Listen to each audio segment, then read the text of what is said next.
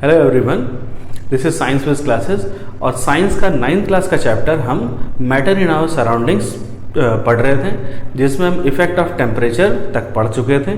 उसके अंदर में इन्वॉल्व होने वाले जितने भी इंपॉर्टेंट फिनोमेनास थे, स्टेट्स के चेंज होने वाले वो क्या कहेंगे, सब्लिमेशन क्या है, कंडेंसेशन क्या है, मेल्टिंग क्या है, ये सब सारी चीज़ों को पढ़ने के बाद अब एक नेक्स्ट टॉपिक हमारा है effect of pressure on the states of matter. इसकी हम देखना चाहेंगे। ठीक है, देखेंगे।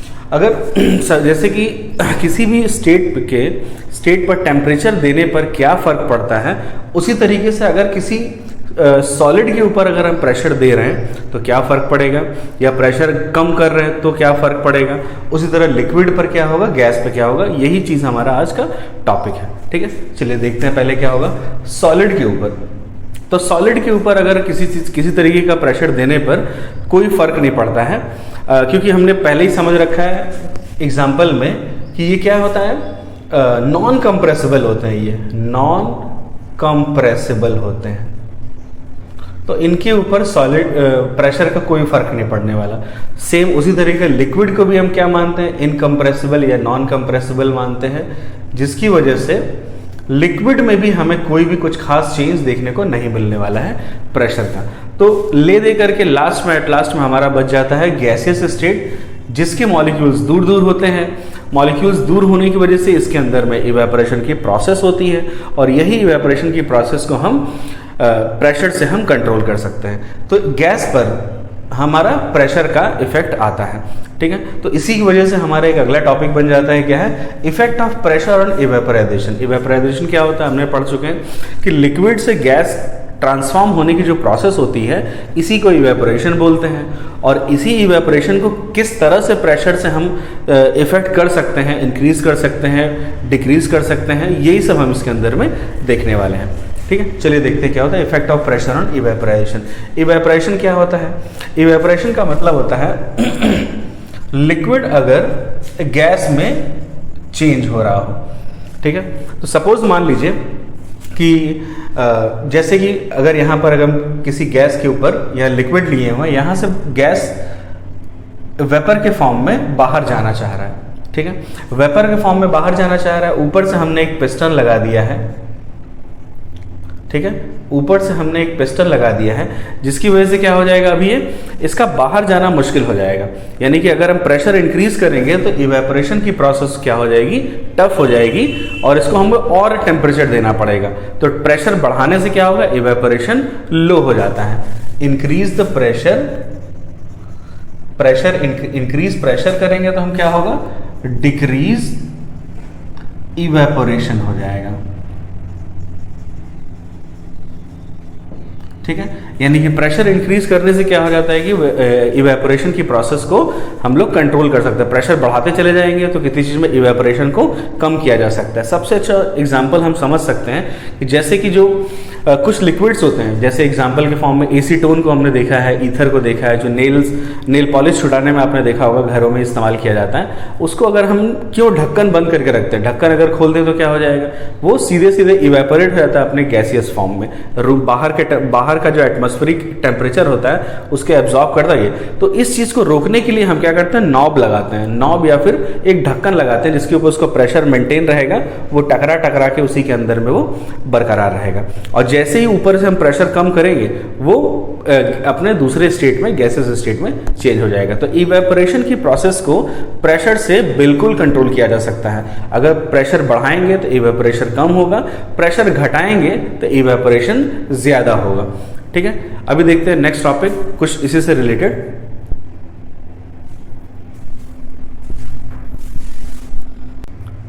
चलिए देखते हैं इफेक्ट ऑफ प्रेशर का जो नेक्स्ट पार्ट है। इफेक्ट ऑफ प्रेशर में factor affecting the evaporation on the liquid, ये भी उसी के अंदर में ही आ रहा है, प्रेशर से ही रिलेटेड है। प्रेशर या फिर अगर प्रेशर किसी और चीज़ों को भी अफेक्ट करता है, सब इसी के अंदर में इंक्लूड हो जाएगा। ठीक है, तो पहले देखते हैं सरफेस एरिया। सरफेस एरिया का इवेपोरेशन से क्या लेना देना है। अगर मान लीजिए आपके पास एक छोटा सा सरफेस एरिया है, ये लिक्विड है, और इसको हीट देते हैं या सनलाइट से इसके ऊपर हीट पड़ती है, और एक बड़ा सा सरफेस एरिया है, यहाँ पे हीट पड़ती है। तो अभी सिर्फ और सिर्फ इस एरिया पे हीट पड़ रही है, इतने मॉलिक्यूल्स को एनर्जी मिलेगी, और यहाँ पे यूनिफॉर्मली इतने ढेर सारे मॉलिक्यूल्स को एनर्जी मिल रही है, सेम टाइम पे सेम एनर्जी। तो ऑब्वियस सी बात है यहाँ पे इवेपोरेशन ज़्यादा होगा, यानी कि सरफेस एरिया जितना ज़्यादा होगा, अगर यूनिफॉर्म लाइट पड़ रही है या हीट पड़ रही है, तो सरफेस एरिया जितना ज़्यादा होगा इवेपोरेशन उतना ही ज़्यादा होगा। ठीक है, चलिए एक इस तरह से और समझ सकते हैं। जैसे एग्जाम्पल के फॉर्म में मान लीजिए हमें कहा गया है कि एक कटोरी का पानी है, जैसे एक बाउल में पानी ले लिया, ठीक है। अगर इसको इवेपोरेट करना है, अगर सनलाइट में रखेंगे हम, तो ये पूरा सिर्फ इतने छोटे से एरिया में रहेगा, इसके ऊपर हीट पड़ेगी, उसको इवेपोरेट होने में बहुत समय लगेगा। लेकिन अगर इसी को अगर हम एक प्लेन सरफेस पे अगर हम पोर कर दें, काफ़ी फैल जाएगा और यूनिफॉर्मली सनलाइट पड़ेगी और जल्दी इवेपोरेट होगा, क्योंकि इसका सरफेस एरिया जैसे बढ़ा, ज़्यादा से ज़्यादा मॉलिक्यूल्स एनर्जी पाएंगे हीट से, सन से, और इवेपोरेट हो जाएंगे यहाँ पे ईजिली। ठीक है, चलिए दूसरी बात टेम्परेचर देखते हैं क्या फ़र्क पड़ता है। टेम्परेचर बढ़ाने पर, सपोज मान लीजिए यहाँ मेरे पास एक कंटेनर है और यहाँ पर मैं 50 डिग्री पर किसी लिक्विड को इवेपोरेट करा रहा हूँ। ठीक है, तो 50 डिग्री पे तो कुछ मॉलिक्यूल्स निकल के भाग रहे होंगे, और जैसे ही मैं 50 से 100 डिग्री सेल्सियस करूंगा तो ज़्यादा मॉलिक्यूल्स और तेजी भागेंगे, क्योंकि उनकी एनर्जी में क्या हो रहा है, इनकी एनर्जी इंक्रीज हो रही है।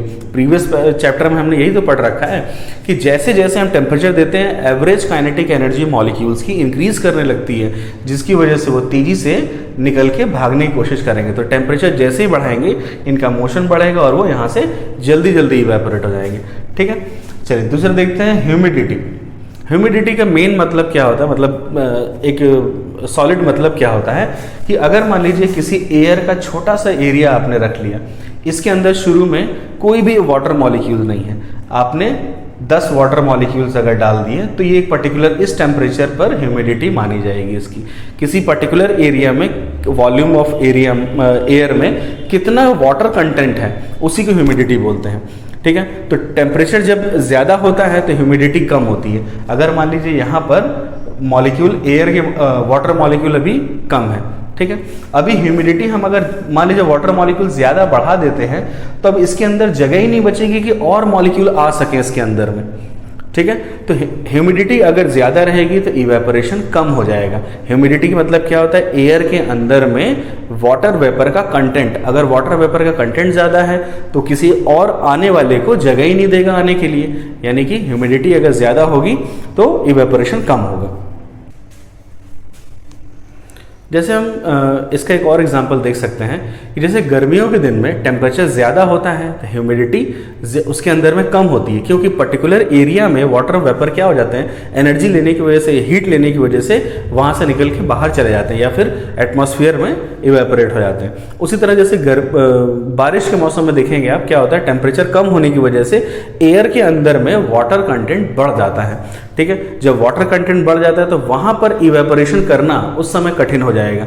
गर्मियों के दिन में इवेपोरेशन करना ज़्यादा आसान हो जाता है। ठीक है, चलिए अगला देखते हैं, स्पीड ऑफ विंड। ये बहुत ही इंपॉर्टेंट टॉपिक है। जैसे एग्जांपल के फॉर्म में ये है हमारा कोई नदी का सरफेस है, नदी के सरफेस से सपोज मान लीजिए यहाँ पर कुछ एयर कंटेंट यहाँ पर है, अगर ये यहीं पर मेंटेन्ड है तो यहाँ से निकल करके वाटर मॉलिक्यूल जल्दी नहीं जा पा रहा है। अगर सपोज मान लीजिए इसको हटा दिया जाए, यहाँ से स्पीड आई, इसको ब्लो करके यहाँ पर लेके चली गई, तो यहाँ पर कुछ एरिया खाली हो गया, तो यहाँ से वाटर मॉलिक्यूल निकल करके इवेपोरेट होकर के जल्दी फिर इस एरिया में आ जाएगा। फिर एयर क्या करेगा, यहाँ ब्लो करेगी उसके, तो जितनी ज़्यादा स्पीड ऑफ एयर होती है, इवेपोरेशन को ज़्यादा फायदा मिलता है, ज़्यादा से ज़्यादा इवेपोरेशन मिलता है। ठीक है, देखते हैं अगला, नेचर ऑफ द लिक्विड। ये भी बहुत इंपॉर्टेंट टॉपिक है। नेचर ऑफ लिक्विड क्यों इंपॉर्टेंट है, क्योंकि नेचर ऑफ लिक्विड इसलिए इंपॉर्टेंट है क्योंकि लिक्विड के नेचर किसके ऊपर डिपेंड करता है, इंटरमॉलिक्यूलर फोर्स के ऊपर डिपेंड करता है। जितना ज़्यादा इंटरमॉलिक्यूलर फोर्स, उसका बॉइलिंग पॉइंट उतना ज़्यादा हो जाएगा। जितना कम इंटरमॉलिक्यूलर फोर्स होगा, उसका बॉइलिंग पॉइंट या इवेपोरेशन वाला जो टेम्परेचर हो जाएगा वो कम हो जाएगा। यानी कि जिसका इंटरमॉलिक्यूलर फोर्स कम होता है, एग्जाम्पल के फॉर्म में जैसे हमारा पेट्रोल हो गया, जैसे हमारा डीजल हो गया, कैरोसिन हो गया, इनको आप जैसे ही हाथ पर अगर इनको गिराएंगे, थोड़ी देर में देखेंगे आप ये इवेपोरेट हो चुका है।